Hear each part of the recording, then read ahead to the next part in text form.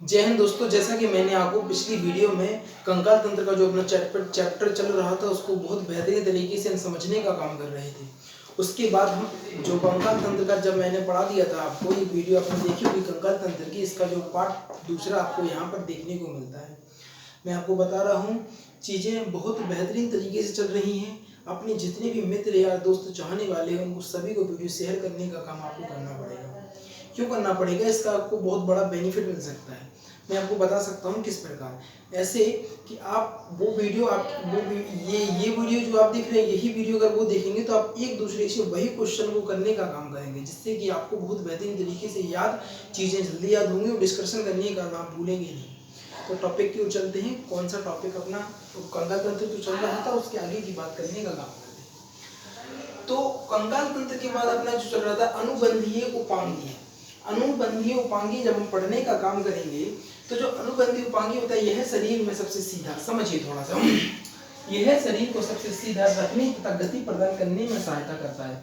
गति प्रदान करने में सहायता करता है। इसको उपांगी की संख्या कुल 126 होती है। देखिए, इसको एक बार फिर से पढ़ने का काम करेंगे। उपांगी वह होती हैं, यह हमारे शरीर को सीधा रखने के लिए, गति प्रदान करने के लिए, सहायता करने के लिए होती है, जो कि उपांगी की संख्या 126 होती है। महत्वपूर्ण क्वेश्चन आपको महत्वपूर्ण क्वेश्चन यहाँ पर बनने का काम करता है।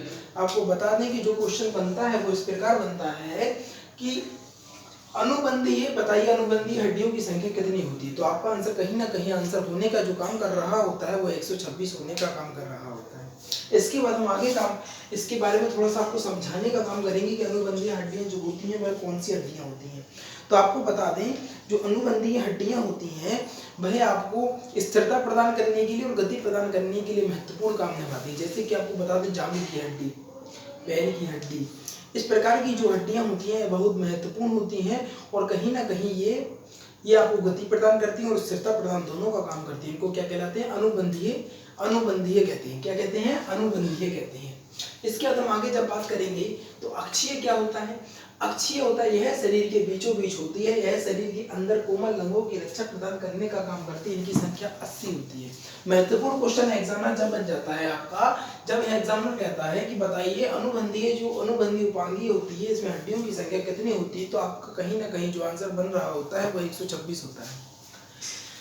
जब अक्षियों के बारे में, जब अक्षीय हड्डियों के बारे में बात करने, अक्षियों के बारे में बात करने का जो काम कर रहे होते हैं तो एग्जाम इस प्रकार से क्वेश्चन करने का आपसे काम करता है कि बताइए इनकी संख्या कितनी होती है, तो कहीं ना कहीं जो आपका आंसर हो रहा होता है वो 80 होने का काम कर रहा होता है। इसके बाद इसके बारे में थोड़ा सा डिटेल में जानेंगे क्या कहना क्या चाहता है। यह शरीर के बीचों बीच होती है, यह शरीर के बीचों बीच, यानी अभी बताएंगे शरीर के बीचों बीच कौन सी हड्डियां होती हैं। देखिए, कैल्विक और स्कैपुला। देखिए ये तीन हड्डियों में कैल्विक स्कैपुला। तो जी ये वाली हड्डी देख रहे हो आप, ये वाली, इसके अंदर से जो अपनी फेफड़ों का ढांचा गया है, इनको कौन सी हड्डियां कहती हैं? अक्षीय हड्डियां कहते हैं। अक्षीय बोलते हैं इसको। क्या बोलते हैं? अक्षीय बोलते हैं, जिसको हम बोलते हैं पसलियां।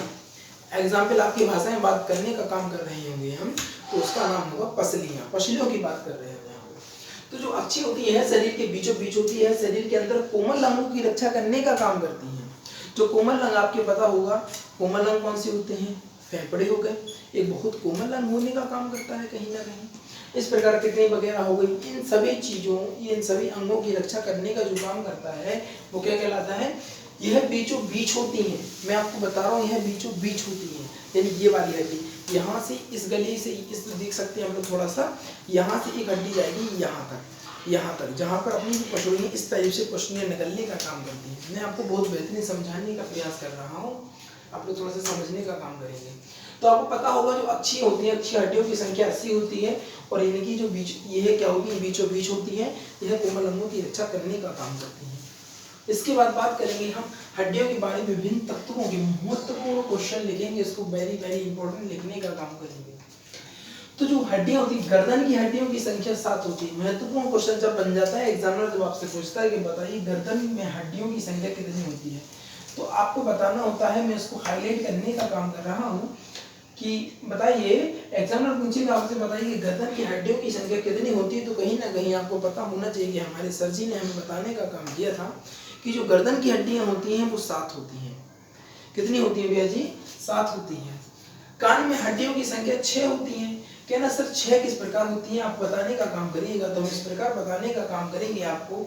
आपका एक कान में हड्डियों की संख्या 3 होती है, एक कान में 3, एक कान में 3, यानी कानों में जो हड्डियों की संख्या होगी वो 6 होगी। कितनी होगी भैया जी? 6 होने का काम कर रही होती है। तो कहीं ना कहीं एग्जामिनर आपको घुमाने का प्रयास कर रहा होता है, आपसे पूछना चाहता है वो कि आप घूमे अधिक से अधिक। अगर आपने चीजें डिटेल से पढ़ी हैं तभी आप इन क्वेश्चनों के आंसर देने का काम कर रहे होंगे, अर्थात आप इन क्वेश्चनों को छू भी नहीं पाएंगे। तो समझिए आप। अब बताइए, इसने एग्जामिनर मान लीजिए यह पूछने का काम करेगा कि हड्डियों में जो हड्डियों की संख्या होती है, जो कान में हड्डियों की संख्या 6 होती है। कितनी होती है? 3 एक कान में, 3 एक कान में, 6 होती है। अब आपसे पूछे उन हड्डियों के नाम बताइए। कान में जो 3 प्रकार की हड्डियां पाई जाती हैं उनका नाम पूछने का जब वो प्रयास करता है और बताने का काम करता है, तो कहीं ना कहीं आपके दिमाग में बहुत ज्यादा कंफ्यूजन होने का काम होता है। आपको यह हड्डियों के नाम याद नहीं होते हैं, तो इसकी ट्रिक होती है जिसका नाम होता है MIS। इसका याद कर सकते हैं, MIS के नाम से इसको ट्राई याद करने का काम कर सकते हैं। M से होगा आपका मेलियस, M से होगा मेलियस, इसके बाद I से होगा इनकस और ऐसे होगा स्टेपिस। ये तो बहुत महत्वपूर्ण है, आप लोगों ने बहुत सारे एग्जामों में देखने का काम किया होगा। सबसे अपने शरीर की जो सबसे छोटी हड्डी होने का काम करती है। अगर जब एग्जामिनर कह देता है कि बताइए हमारे शरीर की सबसे छोटी हड्डी का नाम बताइए, तो यह शरीर की सबसे छोटी हड्डी होने का काम कर रही होती है। शरीर की सबसे छोटी हड्डी, सबसे छोटी हड्डी होने का काम कर रही होती है। हड्डी होती है शरीर की जो सबसे छोटी हड्डी होती है उसको स्टेपिस के नाम से जानते हैं। यह हड्डी कहाँ पर पाई जाती है? यह हमारे कानों के यानी मध्य भाग में पाई जाती है। कहाँ पर? इस टाइप से। यहाँ पर आपको देखने को मिलेगा, ये मेरा कान है और यहाँ पर जो हड्डी है जहाँ पर मेरी उंगली है, यहाँ पर स्टेपिस नामक एक हड्डी देखने को मिलती है। बहुत छोटी होती है, आपके हाथ में गद्दी पर इस टाइप की होगी। मान लीजिए एक चींटी से, मतलब लगभग थोड़ा सा छोटा ही, एक चींटी से छोटा, समझिए इस प्रकार की जो हड्डी होती है। मतलब जैसे आपने जीरे के दाने देखे हैं ना, मतलब 1-2 जीरे के दाने रख लीजिए, उस टाइप की यह देखने को मिलती है आपको। तो इसकी जो कान की हड्डियों की जो संख्या होती है वो एक कान 3 हड्डियां होती हैं, यानी 6 हड्डियां होती हैं। और इसकी जो ट्रिक हमने आपको बताई है MIS, यानी F से क्या हो जाएगा? मेलियस, M से क्या हो जाएगा भैया जी? मेलियस, I से इनकस और S से स्टेपिस। कितना होता है? स्टेपिस होता है, ठीक है ना। और ये शरीर की सबसे छोटी हड्डी होने का भी काम करते हैं। महत्वपूर्ण क्वेश्चन यहाँ पे बनने का काम करता है, इसको महत्वपूर्ण लिखेंगे, इंपॉर्टेंट। आपका यह क्वेश्चन जो होगा वो SSC ने पूछा हुआ है। इसके बाद आपको बता दें कि RRB ने भी पूछा हुआ है। इसके बाद आपको बता दें कि बैंक में भी आया हुआ है। इसके बाद आपको बता दें कि UPSC में भी यह पूछा, UPSC में भी यह क्वेश्चन पूछने का काम किया है। महत्वपूर्ण क्वेश्चन, एग्जाम की दृष्टि बहुत महत्वपूर्ण होने का काम करता है। इसके बाद आपका अगला जो पॉइंट होता है, यह शरीर में सबसे छोटी हड्डी, यह शरीर में सबसे छोटी हड्डी होती है जिसको हम स्टेपिस बोलते हैं, जो कि अभी मैंने आपको बताने का काम किया कि शरीर की सबसे छोटी हड्डी होने का काम करती है। शरीर की जो सबसे छोटी हड्डी होने का यह काम करती है। अगली लाइन में आपको देखने को मिल जाता है। शरीर की सबसे छोटी हड्डी कौन सी होती है? स्टेपिस होती है। यह मध्य कान में पाई जाती है। मैंने आपको बताया बीच में, यानी मध्य कान में यह पाने का काम कर रही होती है। कुछ समय पहले ही मैंने अभी आपको बताया। तो मध्य यानी समझ रहे होगे आप, मध्य कान यानी मतलब ये मेरी यहाँ पर उंगली दिख रही है, इस प्रकार आपको यहाँ पर स्टेपिस जो नामक हड्डी होती है वहाँ आपको मिलने का काम कर रही होती है। अब इसके बाद बता दें कि इसके बाद महत्वपूर्ण क्वेश्चन, यहाँ से आपको बता दें कि जो महत्वपूर्ण क्वेश्चनों की जो सीरीज है वो कहीं ना कहीं स्टार्ट होने का काम कर रही है। इसको आप महत्वपूर्ण यानी इंपॉर्टेंट लिखने का, वेरी इंपॉर्टेंट लिखने का काम करें। शरीर में सबसे छोटी हड्डी कौन सी होती है? कहना सर जी स्टेपिस होती है। इसके बाद बोलेंगे शरीर में सबसे बड़ी हड्डी कौन सी होती है? फीमर होती है। शरीर में सबसे बड़ी हड्डी फीमर होती है। कहाँ पर होती है? ओहो भैया, यही तो पूछते हैं एग्जामिनर। अक्सर बच्चों को यह पता होता है कि सबसे बड़ी हड्डी कहना सर जी फीमर, लेकिन कहीं ना कहीं उनको यह पता नहीं होता है कि वो हड्डी पाई तो पाई कहाँ जाती है। सबसे छोटी हड्डी भी पता होता है स्टेपिस, लेकिन उन्हें पता नहीं होता है कि कान के किस हिस्से में पाई जाती है। तो स्टेपिस हड्डी जो है वो मध्य कान में पाई जाती है, यानी मध्य भाग में पाने का काम करती है। और जो सबसे बड़ी हड्डी यानी फीमर, इसको ऊरो भी बोलते हैं। बेटा एग्जामिनर पता आपकी नॉलेज से खेलता है। आपको नॉलेज तो है लेकिन कहीं ना कहीं पता आपको फीमर ना देके वो ऊरो दे दे, फिर क्या करोगे आप? तो दोनों नाम आपको अवश्य याद होने का काम करना चाहिए। आपको दोनों नाम याद होना चाहिए। क्या है? ऊरो। यह अस्थि होती है। यह कहाँ पर होती है जी? यह जांग में होती है। कहाँ पर होती है? जांग में हड्डी होने का कार्य करती है। इसके बाद अगले पॉइंट की जब हम बात करेंगे, यह सबसे कोमल हड्डी होती है, इसको हम बोलते हैं कैल्विक, यानी कॉलर हड्डी या हसली भी कहते हैं। इसको मैं महत्वपूर्ण तरीके से समझाने का काम करूंगा। आप लोगों ने आजकल, आपको बता दें, बहुत सी ये जी वाली हड्डी है ना, आप लोग अपनी आंखों से देख सकते हैं बहुत बेहतरीन तरीके से। आपने देखा होगा जो पतले लड़के या पतली लड़कियां होती हैं, उनकी ये वाली जो हड्डी होती है, ये वाली यानी कॉलर की वाली, ये वाली हड्डी की बात करने का मैं काम कर रहा हूँ, आपको थोड़ा सा समझिएगा। ये वाली जो हड्डी होती है, इस वाली हड्डी का काम करो, ये अत्यधिक कॉमन होती है। अगर आप इसको ऐसे पकड़ेंगे ना और इसको झटके से खींच देंगे तो ये हड्डी क्या होगी? टूट जाएगी। बहुत ज्यादा कोमल होने का काम करती है, कोमल हड्डी होती है। इसको क्या बोलते हैं? कैल्विक। इसके ट्रिक याद करने का तरीका होता है कैल्विक यानी कॉलर। कैल्विक और कॉलर मिलते जुलते शब्द हैं, यानी कॉलर से कैल्विक, कॉलर से कैल्विक, कॉलर से कैल्विक, कॉलर से कैल्विक, ठीक है ना। सबसे जो कमजोर हड्डी होने का काम करती है कौन सी होती है? कैल्विक होती है। मैंने आपको बताया इस प्रकार से अगर इसको ऐसे पकड़ेंगे और इसको खींच देंगे ना तो ये टूटने का काम करेगी, यानी टूट जाएगी। इसके बाद ये कौन सी होती है? इसका एक नाम होता है देखो कॉलर, इसके बाद हसली। इन दोनों नाम, 3 नाम हो गए, कैल्विक हो गया, लेकिन ये कॉलर नहीं देता है क्योंकि वैसे आजकल सिंपल भाषा कहाँ यूज होती है। एग्जामिनर आपको घुमाना चाहता है, आपके दिमाग को पढ़ना चाहता है, लेकिन आप उसके दिमाग को, एग्जामिनर क्या सोचता है आपको उस हिसाब से सोचना है ना। तो ये सबसे कमजोर हड्डी होती है, कैल्विक कहलाती है। ये कॉलर हसली भी इसको कहने का काम करते हैं। इसके बाद बात करेंगे, सबसे जो मजबूत हड्डी होती है वो जबड़े की हड्डी होती है। जबड़े की हड्डी बहुत महत्वपूर्ण चीज। ये जबड़े का यही जबड़ा होता है ना, ये अपना जबड़ा है। मैं आपको हर चीज दिखा के समझा रहा हूँ जिससे कि आपको, आपके दिमाग में कोई कंफ्यूजन ना रहे। तो ये जबड़ा देख रहे हैं ना आप लोग, ये क्या है? कहना सर जी ये क्या है? ये जबड़ा है। क्या है? जबड़ा है। ये सबसे मजबूत हड्डी होने का कार्य करती है। आपने देखा होगा बहुत सारे टूथपेस्ट की एडों में आपने देखने का काम किया था, अखरोट को भी आप हाथ से नहीं तोड़ पाएंगे, लेकिन दांतों में यहाँ पर जबड़े की दम से आप उसको तोड़ सकते हैं। बहुत सारी चीज़ें आप तार छीलते हैं या कुछ भी एक्सेट्रा ए टू जेड जो काम करते हैं वो, यानी काटने का, चीरने का, वो सारा काम कौन करता है? चबाने का काम, खानों को पीसने का काम, ये सारी चीज़ें कौन करता है? जबड़ा करता है। ये हमारे शरीर का सबसे महत्वपूर्ण भाग होता है, वो बहुत महत्वपूर्ण चीज़ होती है, वो बहुत मजबूत होने का ये कार्य करती है ना। आप लोग समझ रहे होंगे मैं क्या कहना चाह रहा हूँ। तो सबसे मजबूत जो हड्डी होती है वो जबड़े की हड्डी होती है। इसके बाद जब अगला जो पॉइंट पढ़ेंगे हम, अगला पॉइंट क्या होगा भैया जी? जबड़े की हड्डी होती है सबसे चमकीली जो हड्डी होती है, टीबिया। टीबिया अरे बढ़िया चीज है, बहुत बेहतरीन तरीके से। अब टीबिया जो हड्डी होती है, अब यहाँ पर कंफ्यूजन होता है, कंफ्यूजन बहुत ज्यादा देखने को मिलता है। मैं आपकी कंफ्यूजन को सॉल्व करूंगा। देखिए जो फीमर जो हड्डी होती है कहाँ गई? ये रही, ये रही, ये रही फीमर। ये जांग में होती है। कहाँ पर होती है भैया जी? जांग में होती है। जबकि जो चमकीली, सबसे चमकीली हड्डी होती है, इसका नाम होता है जो टीबिया नाम है, ये है कहाँ पर होती है? टांग में होती है।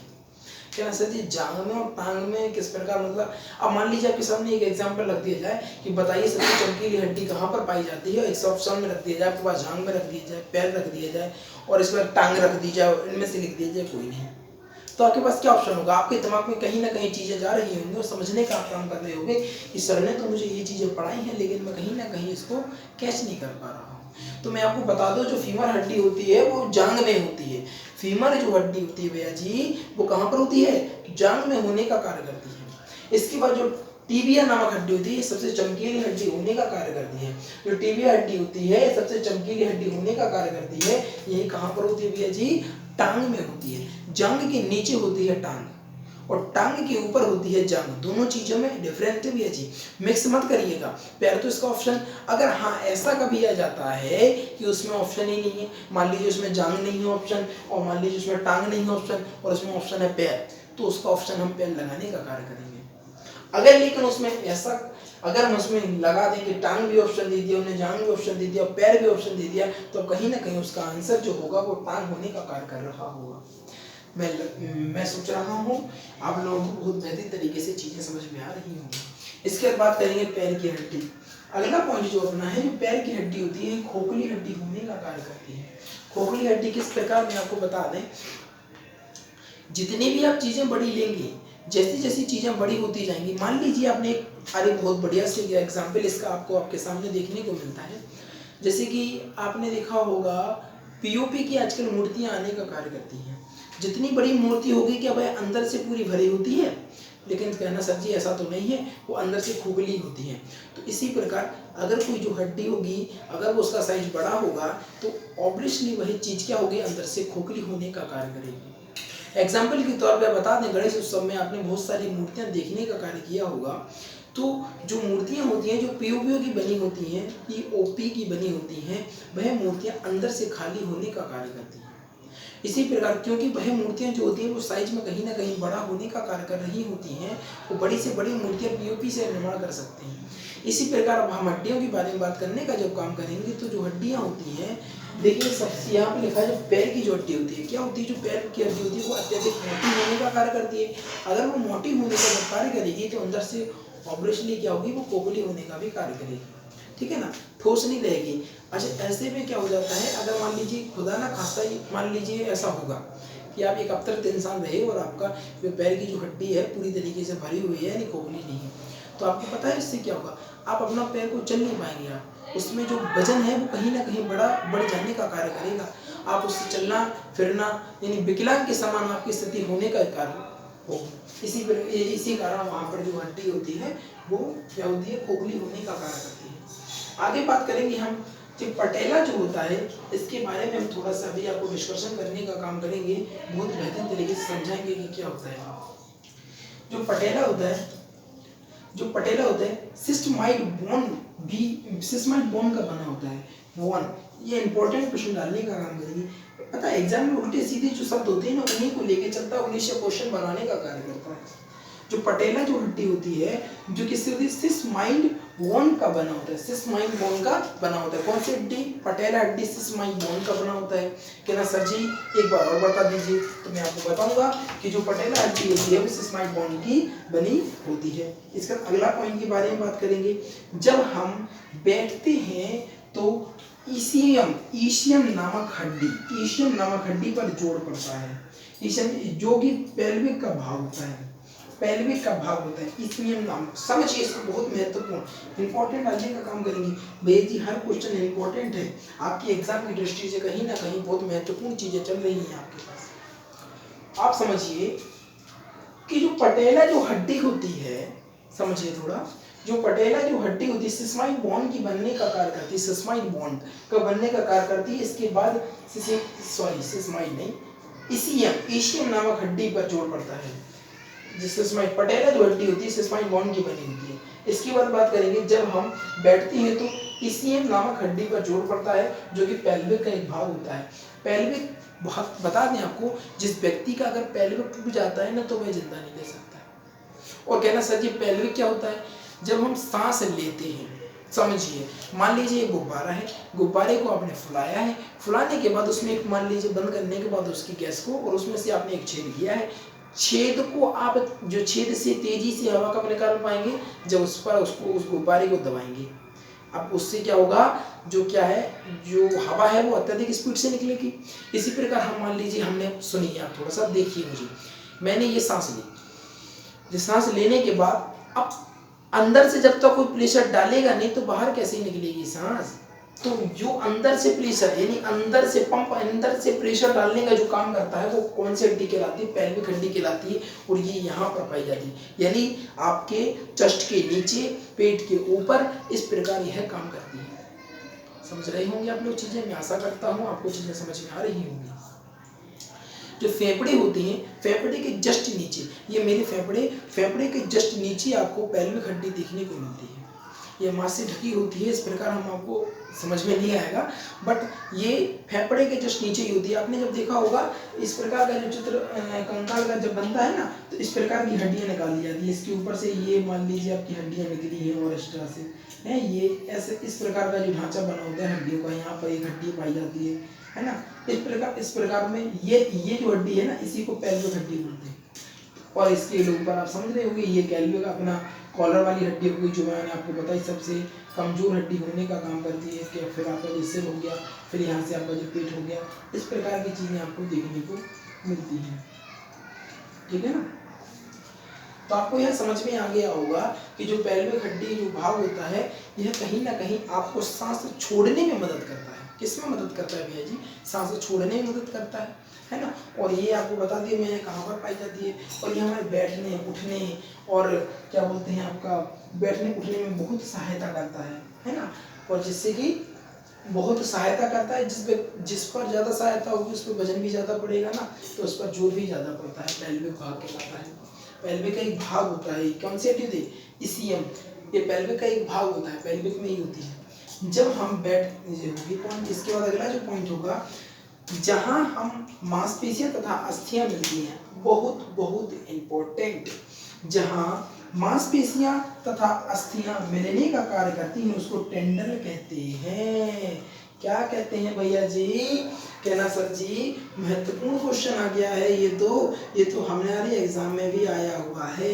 जिन जिन विद्यार्थियों ने एग्जाम दिए होंगे फिलहाल अभी हाल ही में, तो उनको यह क्वेश्चन देखने को मिला होगा कि बताइए मांस को हड्डी पे जोड़ने का कार्य कौन करती है। एग्जाम में इस प्रकार से क्वेश्चन आपसे पूछने का कार्य करता है कि आप बताइए कि जो मांस है और हड्डियां हैं दोनों को मिलाने का काम कौन करता है? उसको क्या कहते हैं? टेंडन कहते हैं। कैसे कहते हैं? टेंडन कहते हैं। मांस को और अस्थि को जोड़ने का कार्य कौन करता है? टेंडन करता है, इसको टेंडन कहते हैं, है ना। क्या करता है? मांस को और हड्डी जो मिलाने वाले, मांस को और हड्डी को मिलाने वाले को क्या कहते हैं? टेंडन। क्या कहते हैं? टेंडन, हड्डी, टेंडन कहते हैं, ठीक है ना। इसके बाद महत्वपूर्ण क्वेश्चन है भैया जी ये 1, 2 और ये 3 आपका महत्वपूर्ण। जहां अस्थि, देखिए यहाँ पर ये मांसपेशी से अस्थि जोड़ने का कार्य कर रही है, यहाँ पर मैं अंडरलाइन बनाने का कार्य करता हूँ। देखिए आप लोग थोड़ा सा क्या है, वो कंफ्यूजन नहीं होगा आपको। यहाँ पर देखिए अस्थि तथा अस्थि, यहाँ पर मांसपेशियों को अस्थि से जोड़ने पर टेंडन का निर्माण होता है, और अस्थियों को अस्थि से मिलाने को उसको क्या बोलते हैं? कि ना लिगामेंट। उसको क्या बोलते हैं? महत्वपूर्ण क्वेश्चन की सीरीज, महत्वपूर्ण चीजें आपको यहाँ पर देखने को मिलती है। क्या है? अस्थि को जब अस्थि से जोड़ने का जब हम काम करते हैं उसको क्या बोलते हैं? लिगामेंट बोलते हैं। क्या बोलते हैं भैया? उसको लिगामेंट बोलने का हम कार्य कर रहे होते हैं। मांसपेशियों को अस्थि से जोड़ते हैं तो उसको टेंडन कहते हैं, अस्थियों को अस्थि से जोड़ते हैं तो उसको लिगामेंट कहते हैं। और यहाँ पर आप देखिए थोड़ा सा, यहाँ पर आपको इसके बाद इसके जो अगला पॉइंट होता है इसको अगला पॉइंट पढ़ने का कार्य करेंगे। अस्थियों के जोड़ के पास साइनोकोवाल्वेन महत्वपूर्ण, इसको भैया इसी क्वेश्चन के नाम पर आपको लाइव तो वीडियो को करना ही पड़ेगा। महत्वपूर्ण चीजें आ रही हैं, महत्वपूर्ण। मैं आपको बार बार कह रहा हूँ, चीजों को अगर आप रेगुलर पढ़ते हैं, नोट्स अपने कैरी बना रहे हैं, तो मैं बता रहा हूँ यहाँ से अगर एक क्वेश्चन बाहर चला जाए तो आप कह देना एक भी क्वेश्चन नहीं जाएगा। मैं बता रहा हूँ आपको, एनसीईआरटी पूरा पैटर्न फॉलो करते जा रहा हूँ। एनसीईआरटी का एक भी सवाल नहीं छूटेगा। थ्योरी कर पढ़ा रहा हूँ, कोई भी यूट्यूब पर फ्री में आपको कोई भी नहीं पढ़ाएगा, कोई भी नहीं पढ़ाएगा। मैं आपको पढ़ाने का कार्य कर रहा हूँ। अस्थियों में जोड़ने का कार्य करता है उसको साइनोकोवाल्वेन नामक द्रव्य पाए जाते हैं, जो हड्डियों को मुड़ने में मदद करता है। इस द्रव की कमी के कारण गठिया नामक रोग हो जाता है। इसको समझाने का मैं कार्य करूँगा। मान लीजिए, इसको मैं डायरेक्ट आपको दिखाता हूँ जो चीज। मान लीजिए ये वाली हड्डी है, देखिए इस प्रकार ये हड्डी है और फिर ये हड्डी है। इस हड्डी के बीच में क्या है? घुटी। इसको क्या बोलते हैं? घुटी बोलते हैं अपनी भाषा में ना, इसको घुटी बोलते हैं। अब जिस प्रकार मान लीजिए किसी भी बेरिंग के बीच में ग्रीस लगाने पर वह बेरिंग अत्यधिक स्लो मोशन में बढ़िया आराम से ढीली चलने का कार्य करती है, बढ़िया तरीके से आराम से चलती है, आराम से घूमने का काम करती है। उसी प्रकार हमारी जो हड्डियों के बीच में यानी संधि है, इसको बोल सकते हैं यहाँ पर लोग संधि बोल सकते हैं, है ना। तो ये जोड़ने का जो काम करती है यानी ज्वाइंट, है ना, जिसको कहते हैं ज्वाइंट पेन की शिकायत हो जाती है कुछ लोगों को, तो उसके बारे में आगे बताऊंगा आपको। तो ये समझिए कि जो हड्डी है, ये हड्डी यहाँ पर जोड़ने का जो कार्य कर रही है। यहाँ के बीच में ग्रीस, जैसे ग्रीस लगाया जाता है, इसमें ग्रीस की जगह पर क्या लगाएगा? साइनोकोवाल्वेन नामक द्रव्य का प्रयोग किया जाता है। किसका? साइनोकोवाल्वेन नामक द्रव्य का प्रयोग किया जाता है। मान लीजिए आप सोचिए कि कहीं ना कहीं किस प्रकार की हर एक छोटी छोटी चीजें महत्व है। जहां तक कि आपको बता दें कि स्टेपिस जो हड्डी है उसका भी एक महत्व है ना। तो आपको समझ में आ गया होगा कि जो हमारी हड्डियों में इस तरीके से चल रही है, ये हड्डी चल रही है, क्या ये हड्डी चल रही है। तो यहाँ पर कौन सा द्रव होगा, कहना सर जी ने बताया था साइनोकोबाल्बिन नामक द्रव पाया जाता है, जिससे हम अपने हाथों को इस प्रकार मूव कर पाते हैं और बढ़िया तरीके से कार्य कर पाते हैं। कहना सर ये गठिया रोग किस प्रकार हो जाता है। अगर गठिया रोग की हम जब बात करेंगे तो इसका महत्वपूर्ण कारण यह होता है कि उम्र के साथ साइनोकोबाल्बिन जो द्रव्य है वो बनना कहीं ना कहीं कम हो जाता है।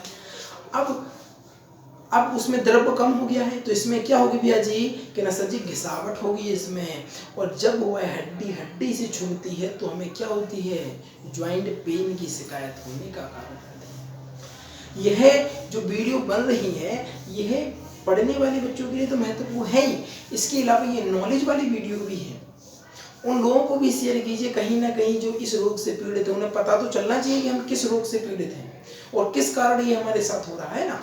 तो आपको बता दें कि जो साइनोकोबाल्बिन नामक जो द्रव होता है ये हमारी हड्डियों को मूव कराने यानी बढ़िया तरीके से यानी आराम से मोड़ने के लिए, काम करने के लिए, चलने फिरने के लिए बहुत महत्वपूर्ण होता है। जब इस द्रव की कमी होने लगती है तो क्या होता है, उम्र के साथ हर चीज़ की कमी होती है।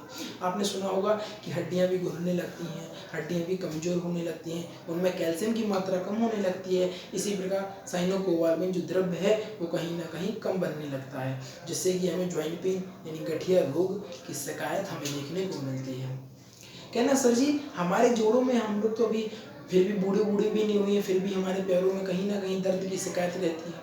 तो इसका एक महत्वपूर्ण कारण आपको यह देखने को मिलता है, जब भी आप किसी भी ज्वाइंट को या चलने फिरने का काम करते हैं, अभी आपको एक क्वेश्चन मिलेगा, आपको क्या बोलते हैं, आगे आपको यह डिटेल में मैं पढ़ाने का काम करूँगा, लेकिन मैं इसको आपको थोड़ा सा बता देता हूँ कि मान लीजिए आपकी उम्र अभी बढ़िया है और फिर भी कहना सर जी कोई काम करते हैं ना या खड़े रहते हैं तो हमारे पैरों में दर्द क्यों होने लगता है, जबकि मेरे शरीर में तो साइनोकोबाल्बिन द्रव्य की कमी भी नहीं होगी। तो मैं आपको बता दूँ इसमें क्या होता है, जब भी आप चलते हैं फिरते हैं, खड़े रहते हैं या किसी कारणवश या काम कर रहे होते हैं तो आपके पैरों और हाथ पैरों में दर्द होने का एक महत्वपूर्ण कारण होता है, जहाँ पर ज्वाइंट होता है वहाँ पर लैक्टिक एसिड की मात्रा बढ़ने लगती है। कहना सर जी लैक्टिक एसिड क्या है, ये हमें समझ में नहीं आ रहा। तो मैं आपको बताऊंगा, जब भी आप कहीं पर चल रहे हैं या कोई वर्क कर रहे हैं तो उस पर जो आपकी हड्डियाँ एक लिक्विड छोड़ती हैं जिसको हम बोलते हैं लैक्टिक एसिड। लैक्टिक एसिड आपकी हड्डियों पर जमने लगता है जिससे हमें दर्द, समझ रहे हैं ना, दर्द होने लगती हैं, हड्डियाँ दर्द हो रही है, आज हमारे हाथ पैर दुख रहे हैं, आज हमारा पैर दुख रहा। इस प्रकार की शिकायत आपको देखने को मिलती है। आगे बढ़ते हैं बेहतरीन पॉइंट के साथ। इसके बाद जो आपको बता दें, इसके बाद आ गया खोपड़ी के पीछे की ओर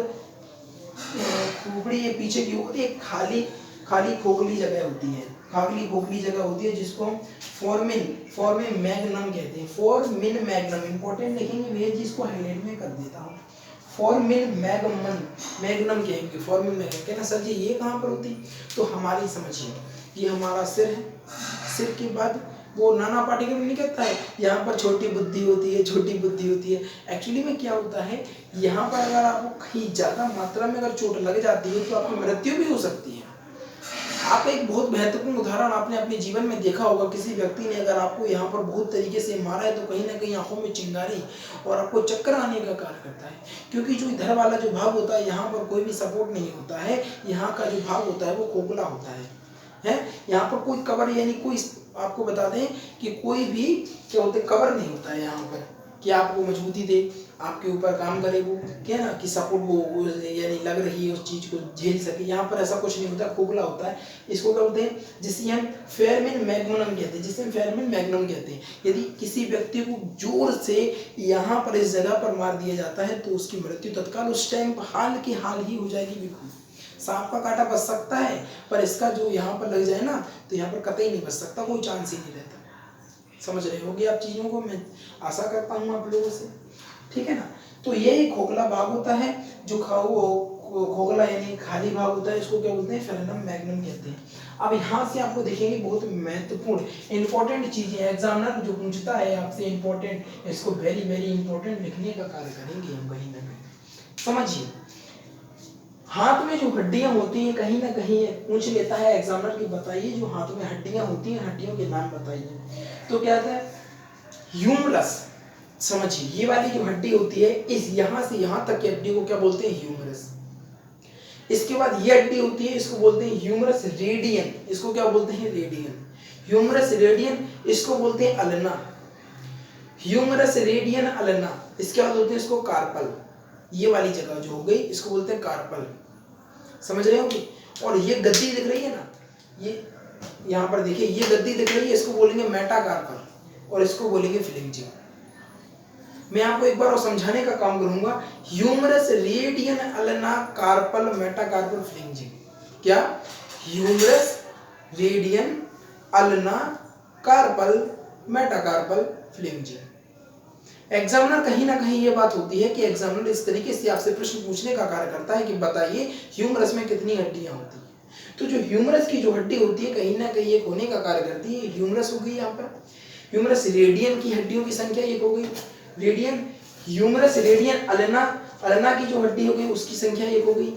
और इसके बाद होगी कार्पल। कार्पल की हड्डियों की संख्या 8 होती है। मैं आपको बता दूं, हड्डियों, ये कार्पल है, ये क्या है? कार्पल है भैया जी। और कहना सर जी कार्पल में 8 हड्डियां कहाँ पर होंगी? ये तो बहुत छोटी सी जगह है। तो आपको बता दें कि ये चारों तरफ मूव कर सकती है। ये देख सकते हो आप, यहाँ पे भी, यहाँ पे भी, यहाँ पे भी, सारी जगह पे चारों तरफ पे लगभग हम 360 डिग्री इसको मूव करा सकते हैं अपने हाथों को, इस तरीके से। तो जहां पर हड्डियां मूव करेंगी वहां पर छोटी छोटी हड्डियों की संख्या मात्रा अधिक होगी, जिससे कि हड्डियां है ना मूव कर सकें, है ना। तो जो है यहाँ पर हड्डियों की संख्या क्या है? ज्यादा है। इसको क्या बोलते हैं? कार्पल। क्या बोलते हैं? कार्पल यानी कलाई। एग्जाम्पल मैंने बहुत बढ़िया तरीके से लिखा है। इसको क्या बोल सकते हैं भैया जी? इसको बोल सकते हैं कलाई। क्या बोलेंगे? कलाई। मेटाकार्पल क्या है? देखिए मेटाकार्पल, ये आपका क्या हो गया? कार्पल। कार्पल है, कार्पल में 8 हड्डियां जुड़ी, 8 हड्डियों से निकली है आपकी कौन सी? 5 हड्डियां। देखो, एक यहाँ को निकली, एक यहाँ को निकली, एक यहाँ को, एक यहाँ को, एक यहाँ को, 5 हड्डी निकली। 5 हड्डियों को निकलने पर कहना सर फ्लेंजिंग। फ्लेंजिंग के बाद देखिए यहाँ पर कितनी? 14 हड्डियां देखने को मिलती है ना। कितनी हड्डियां देखने को मिलती हैं? 14 हड्डियां आपको फ्लेंजिंग में इस प्रकार की जीवुलियां दिख रही है ना आप लोग। ये यहाँ पर देखिए, यहाँ पर एक ज्वाइंट, यहाँ पर एक ज्वाइंट, इस तरीके से ज्वाइंट देख रहे हैं आप लोग।